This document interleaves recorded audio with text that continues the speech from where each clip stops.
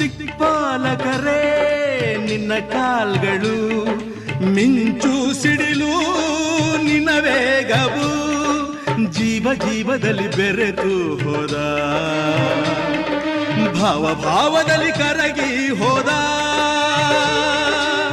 ಜೀವಾಶ್ವವೇ ದುರಾದೆಯ, ಪ್ರಾಣಾಶ್ವವೇ ಮರೆಯಾದೆಯ, ತಿಟ್ಟ ಹೆಜ್ಜೆ ಇಟ್ಟು ಯಜ್ಞ ದೀಕ್ಷೆ ತೊಟ್ಟು ನಡೆಸುವೆ ಅಶ್ವಮೇಧ ಅಶ್ವಮೇಧ.